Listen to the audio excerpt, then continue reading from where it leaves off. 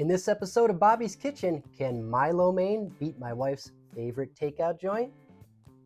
Welcome back to the kitchen, guys, and welcome to our new little mini series, which I'm going to call Can Bobby Beat It? Shout out to my friend Chris, who came up with this idea of me going around to different restaurants here in New York City, getting dishes from them and seeing, can I make the dish and can I make it better or maybe at least equal? We'll see how it goes. I thought a great way to start this off would be with one of my wife's favorite dishes, one of the few things she will eat leftovers of. She loves her takeout beef lo mein. She has her favorite spot that she orders it from. She gets it all the time. She'll take it to work with her, eat it for days.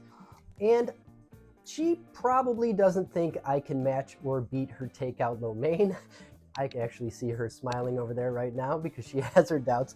So what we're gonna do today is I'm gonna place an order for my wife's favorite takeout beef lo mein. I'm gonna make some myself. We're gonna see how mine compares in the end. I'm actually gonna do a little bit of a blind, I'll call it a blind taste test. She might be able to notice a little bit of a difference in the look of mine, because I am making mine a slightly different way, which I think is a better way. Again, she doubts me. She might be able to tell a little bit by the look, but I'm gonna make it as blind as I can. We'll have her taste. I'm sure she'll give me an honest answer, and we're gonna see, can Bobby beat it? Bobby's saying that I need to order some of my favorite beef lo mein for this challenge. I'm doubtful because the place I order from, which is in Maspeth, which is my favorite Chinese food, they do a really good job. So I'm on Grubhub. I'm gonna order myself my beef lo mein and we'll compare it. So let's start with a quick explanation of ingredients. I know not everyone is familiar with certain Chinese ingredients. We are gonna have to use certain ingredients to be able to match the restaurant because we're going up against a good Chinese restaurant and we wanna try to beat them. So first of all, we need lo mein noodles. Now this is a package, these are called Twin Marquee. I got them from my local store. Some stores have them, some stores don't. If your local store does not carry lo mein noodles, you can use fresh pasta. Lo mein is just an egg noodle. It is a fresh egg noodle. Fresh Italian pasta will work, not the boxed variety that is not like lo mein. You want to get the fresh stuff from the refrigerated section. Get some sort of thicker spaghetti will work well. Lo mein noodles tend to be thick. These I had at my local store. Like I said, these are fresh and they were frozen. They are uncooked. I'm giving you a weight measurement to go by, but that weight measurement is for uncooked. If your store has a pre-cooked variety, you're gonna have to use double the weight because these pick up double the weight once you've boiled them. But I'm going uncooked. I'm gonna boil these right before we make our dish. Now let's talk soy sauce. We're gonna use two different kinds here. We have our regular soy sauce, the kind that you get in any grocery store. This one happens to be gluten-free. That doesn't matter. It doesn't have to be. Just your regular soy sauce. We're not going with reduced sodium. We're matching the restaurant here, so we're going to try and use the kinds of stuff that they use. So regular soy sauce works fine. People might refer to this as light soy sauce because they're comparing it to the second soy sauce we're going to use, which is a dark soy sauce. But don't confuse it with an actual light soy sauce. This is very light in color and it's a lot saltier. We're not using it at all in this dish. So if someone says, oh, use light soy sauce, what they mean is just your regular soy sauce. That brings us into dark soy sauce. Dark soy sauce is a little bit different. It's darker in color, it's thicker, it's sweeter and less salty. It's going to bring some sweetness, it's going to bring some thickness, it's going to bring some dark color to our noodles. This is something that the Chinese restaurants use, that's why I'm using it. You can skip this if you want to. If you can't find it, you can. I give you a measurement below for using a little bit more regular soy sauce mixed with some brown sugar to get something that's very similar. It's not make or break, but since I'm trying to beat the restaurant, I'm going to use the real deal dark soy sauce. Link in description if you want to order it off Amazon. Next, we have something called Shaoxing wine. I hope I'm pronouncing it right. My Chinese isn't great, but I believe the pronunciation is Shaoxing wine. It is very similar to like a dry cooking sherry. It has a nice fermented barrel-aged flavor. It is a significant component of this dish. So again, link in the description if you want to get the real deal Shaoxing wine. If not, use some dry cooking sherry. It is a good substitute. Last but not least, I would say very much not least, probably the most important ingredient, maybe other than the noodles, is oyster sauce. This is a genuine oyster sauce made from real oysters. The brand is Li Kum, and that is a very good brand. I like it a lot, but there are others out there. Now you might be thinking, oysters, gross, I hate oysters. If you have had lo mein from a Chinese restaurant, you have eaten oyster sauce. If you like lo mein, then you like oyster sauce because it is the main flavor ingredient in lo mein. It is the thing you can't do without. It will bring you genuine tasting lo mein, and that is why we are using it today. If you are vegan, they do make vegan varieties that they make out of mushroom. I haven't tasted them, so I can't vouch for them, but it might be a way you want to go if you want to try and do this dish vegan. Of course, you'd be leaving the beef out as well, but that is an option. Anyway, oyster sauce, the main flavor ingredient in lo mein. You can't do without it. I'm not even going to give any other kind of substitution because this is the real deal. I will include an Amazon link for this, but you really don't need it. This is available in almost every grocery store in that Asian foods aisle. They will always have a bottle of this, usually a smaller bottle than this, hanging around because it is so ubiquitous in a lot of Chinese cooking. If you haven't seen it, it's probably because you didn't know what oyster sauce was, but you know now, and this is the good stuff. Let's talk beef. I've got a nice piece of top round here. Top round's a great choice for this. Also, chuck steak will work great. If you want to go a little bit more expensive, you can go with a flank steak, but don't go anything above that. You don't need a New York strip or anything like that. We're cutting this into small strips. We are going to tenderize it beautifully, just like the takeout restaurants do, and they're not using any super high-end cuts. But top round is great. It's got flavor, and it's got what you can see here is this nice grain structure. I hope you can see that on camera. Those are the fibers, the protein fibers in the meat, and they run in a certain direction in any piece of meat. You may have heard about that before. You may have heard of cutting against the grain. That's what we're going to do here as part of our tenderizing step. Now, if you've heard that and you don't really understand what it means, I'm going to do a little demonstration. Got my little pieces of yarn here. This is going to represent the fibers in the meat. So, like I said, we have fibers running in this direction. These pieces of yarn would be going like that. Now, the reason this is important is because if we were to cut with the grain, so this is the direction of the grain, if I take my knife and I slice this way, then the pieces are being sliced like that. You get two pieces of meat, but the long fiber is still in there. That's the tough part. That's the part your teeth are going to have to chew through. So what if instead of slicing that way, again, we have our fibers. Instead of slicing this way, I slice against the grain. So my knife is making a T with it. Now, if we're cutting like that, look what's happening. All of those fibers, every time we cut a slice, those fibers are being cut through, and you have nothing but these little bits that will come apart in your mouth. You barely have to chew. They come right apart, and that gives you at least an illusion of tenderness for a steak that's not so tender, and that's why it's not so expensive. And that's totally fine because honestly, working muscles, which aren't tender, tend to have more flavor. So that's perfect for us.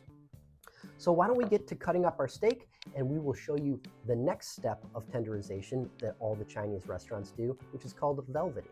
So here's a closer look at that grain structure. I hope you can see it. I'm going to place my knife across it, and we will cut into thin, like 1/8 inch thick strips. Now, if your knife isn't sharp enough, you might want to pop this meat in the freezer for 15 minutes to harden it up. Here we've got our nice, thin, even strips cut against the grain, so they'll be nice and tender. Moving on to our velveting step, this is where we add a little bit of baking soda and water to our meat.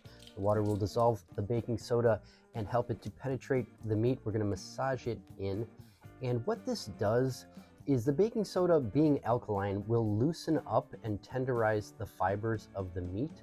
That will also allow it to stay loose and absorb all of the liquid we're about to add from our marinade.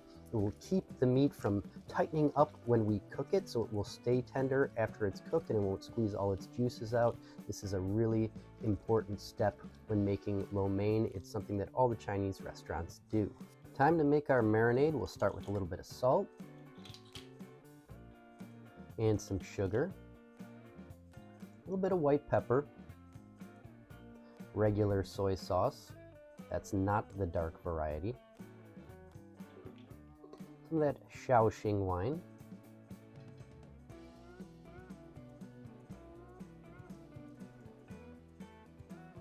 And we're going to give it a good massage, work all those ingredients in, get the beef to absorb it.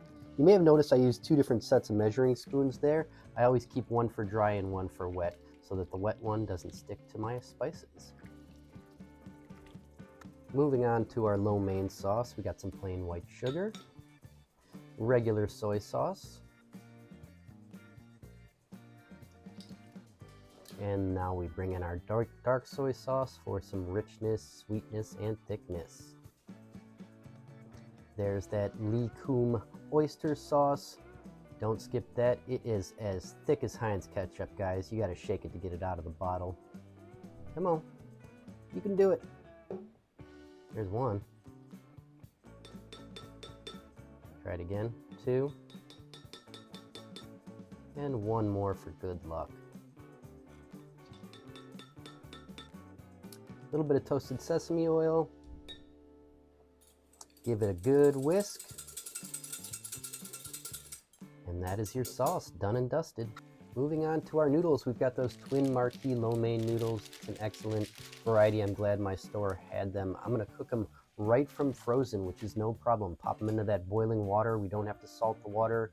We are gonna have to stir a little bit to get them to break up as they defrost, but it's a really convenient way to cook your noodles. That way you just got them in your freezer, pop them in when you're ready to go. It takes about 8 minutes to cook them from frozen. Give them a quick drain, rinse them with cold water to rinse off any excess starch and to keep things from sticking together. And then we're gonna add a little bit of peanut oil to help prevent stickage. I like to prep my noodles in advance like this. Some people go right from the water into the stir fry, but this means I don't have to worry about timing and it's just much easier.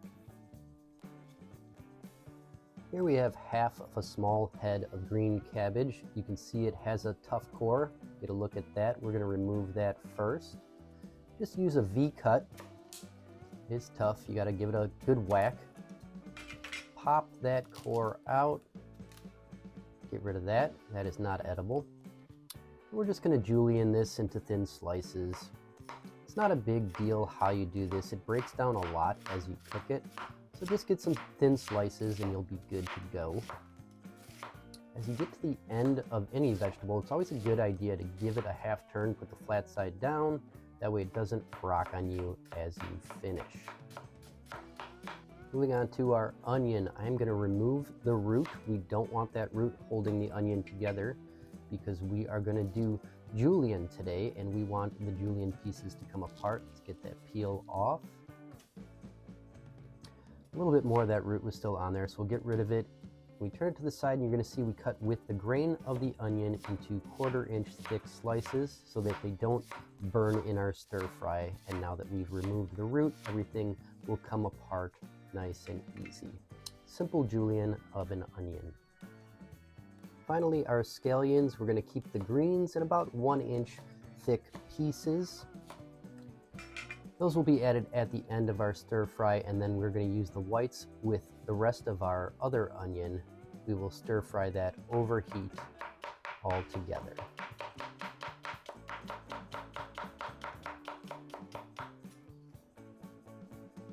Our meat has had a chance to absorb the marinade. You can see there's very little left in the bottom of the bowl.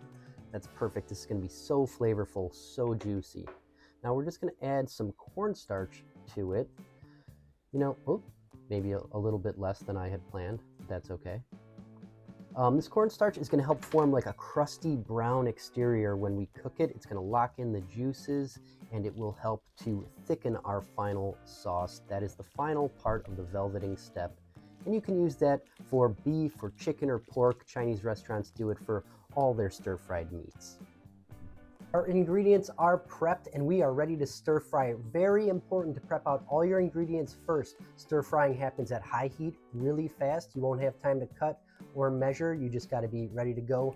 Bing, bang, boom. Now I'm using a carbon steel wok today. That is the most traditional. That's what they'd be using at the restaurant. If you don't have one, you can get away with just a large stainless steel pan. Just make sure that when you heat it over high heat. Let it get very hot till when you drop 1 drop of water on there, it skids around and it doesn't just boil off. That's how you'll know it's hot enough before you add your oil. That's how you make it non-stick. Similar thing with the carbon steel. Because it's seasoned, I don't have to use the water method. I just heat it over high heat, and I'm gonna wait until I see that seasoning just to start to give off some wisps of smoke. That's all we need. Not a ton of smoke, that's too hot. Just some wisps. We're using the highest heat we can here. Now in Chinese restaurants, they have special burners that they call wok burners. They look like jet engines. They're insane. You don't have that at home, but you're gonna go with the highest heat you have.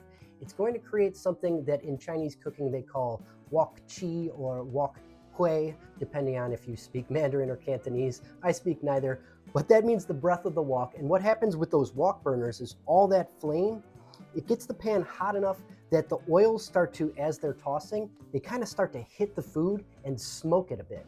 And that gives you this beautiful flavor that is really hard to recreate at home. It's actually the one thing I'm most worried about trying to get done here to make my wife like this as much as the Chinese restaurant. But I have a little trick to how we're gonna get there, and you'll see as we go. Let's get this bad boy hot, huh? Wok is just beginning to smoke, so we're going in with our peanut oil. Peanut oil is commonly used in Chinese restaurants. It has a nice nutty flavor and a high smoke point. So I'm gonna use it here to imitate the restaurant. Going right in with our marinated beef. We're gonna get this down and try and push it into like a single layer so everything browns on the bottom. And once we get it there, we're just gonna leave it. Let it brown. Don't move it around too much. I know we're stir frying, but for this meat part, we wanna let that bottom caramelize. That's great flavor.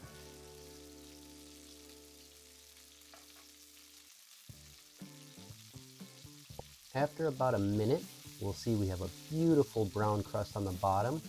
I'm gonna flip these with tongs so we can get a more even flip and we're not just stirring everything around.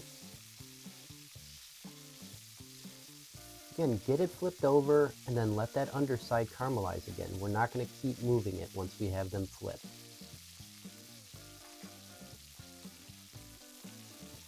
Another minute on the other side, and then we're gonna give it a quick stir. Got great smokiness going on in here. That's what we want. You might have to open a window for this. We're going true Chinese restaurant style. A little bit more oil right before we add our veggies. Veggies go in. That's the onion, the cabbage, and the scallion whites. Stir them around. Get them worked into that oil. We're not going to keep it in constant motion. We're going to give them a chance to sear a little bit. A minute or two to cook the vegetables all the way through. Quick stir, keep everything cooking nice and even, getting that smoke on all of our veggies and meat. Extra chefy, give it a toss. This guy's a pro.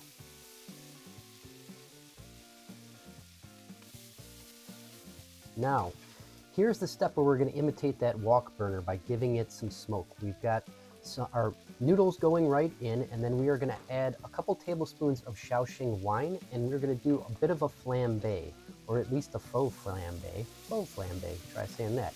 Turn it, let the fire hit. It's not going to fully catch on fire like a true flambe because the wine does not have as much alcohol as like a brandy, but that is going to hit those oils and hit that alcohol and burn them off and give us a little bit of that singed, smoky flavor that you get from that wok chi from those wok burners. A little bit more. Really trying to imitate that Chinese restaurant as best we can at home. It's not 100% necessary. Like I said, I'm trying to fool my wife or at least get her to feel like it's just like what she gets from the restaurant. And sauce is going in. Haven't killed the heat yet. I'm gonna let this sauce caramelize just a bit on that hot pan as I stir it into all my noodles. Get everything nice and coated, saucy and glossy. Look at it, so beautiful. That's what we want. That's that restaurant style lo mein that we're looking for. Beef is looking so glossy and juicy. Everything's tender and rich. I think this is coming out great. I think the restaurant has a real competition on their hands. Scallions are going in. We've killed the heat now. We don't want to overcook the scallions. That's our fresh, bright ingredient. We'll use the residual heat to cook it off. And our lo mein is done, guys. Look at that. Pretty quick, pretty easy. Time to beat a restaurant. Look at it. Beautiful, saucy, glossy, everything you want. Nice big strips of beef. You usually get a little bit cheaper from the restaurant. They're trying to save money. I gave you some nice beef. All right, guys, now the order is here. This is theirs. As you can see, it looks good. I mean, it's definitely good lo mein. I like it a lot. My wife loves it. I got some of these boxes so that I can make mine look as much like this as possible. Like I said, I'm not actually trying to trick her because I did my recipe a little bit different than theirs, a little bit towards what I think will be great, but I want to get them to be very comparable. So I'm going to put them in the same kind of box. Ooh, sticky noodles, beautiful.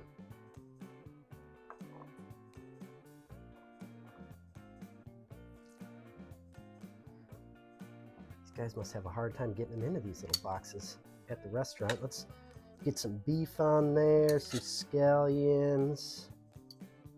Yeah, it's gonna be so nice. All right, so let me get a comparison in the close-up. So this is mine right here. See that, looking great. This is theirs. I think their beef looks a little bit paltry, and their scallions aren't quite as fresh as mine. But honestly, these two are looking pretty similar. Get a focus. Here we go. I think it's going to be a really good showdown. I'm going to get my wife. We're going to bring her in. We're going to see what she has to say about it. I think she's going to be very honest. It's a tough thing to beat, but here we go. Here we are. I am starving. I know that my favorite place just delivered. I'm not sure which one is which, but I'm gonna guess because this one, the chunks of meat are a lot bigger, they look a lot better, and the scallions are a lot greener. So I'm gonna guess this is Bobby's. You are correct. That's okay. right. Okay. I'm gonna dive in. I'm gonna start with my favorite. Here we go. Because I am very hungry. Mm-hmm.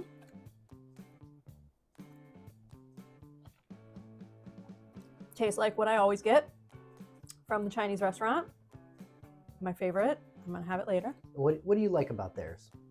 You know, I think that it just has that normal lo mein flavor. If you've had lo mein once, you'll get it everywhere, but you know when it's bad, and this is not bad. So I think it's, you know, got a little bit of a smokiness to it. It's a little sweet. It's got, you know, a good chewiness to the noodles. I think that's a lot of what I really like about it. But like I said, you know when you've had good lo mein, right? Like if you go to a bad Chinese restaurant, yeah, the good stuff just kind of stays with you. Like you said, that smokiness, I think that wok cheese is really a big part of it. But you know, a nice balance of sweet and salty. You want the beef to be tender. We did that velveting step. Right, yeah, you can easily chew it. You don't have to like rip into it with your teeth. But I'm gonna dive into yours now. All right, let's give it a go. Already, the beef is just better. I think it's a fresher, higher quality beef, and I gave you bigger pieces. Mm-hmm. This is a little sweeter, which I like. Okay. You still get that smokiness. And it's definitely, the noodles actually, their noodles feel not as chewy, but yours do, which to me, as an Italian. Yeah, the Italian in me really wanted to keep them bouncy, keep a little al dente in there. Mm-hmm. Mm-hmm. Yeah, I like how, like I said, yours is a little sweeter, a little... I made my recipe a little bit richer, a little bit, you can see it's a little bit darker in color. I wanted it to be very rich, very dark, have a nice juicy sauce. Yeah, I would say that it's definitely lip smacking. Honestly, my biggest concern was whether I could get close to the smokiness that they have without a wok burner. Yeah, I mean, I'm not tasting a huge difference between the two when it comes to that. So I would say it's delicious. And I say that you just added something to your own plate of having to make me my Chinese takeout. All right, so if you were to compare them, you were to rate them, give them a 1 to 10, each one. 10 being the best? 10 is the best. Okay. I'm going to say that yours is definitely a 9.5. Ooh, okay. And theirs, I love theirs. I do. But in comparison, if I'm comparing the two, I would say theirs is probably like an 8.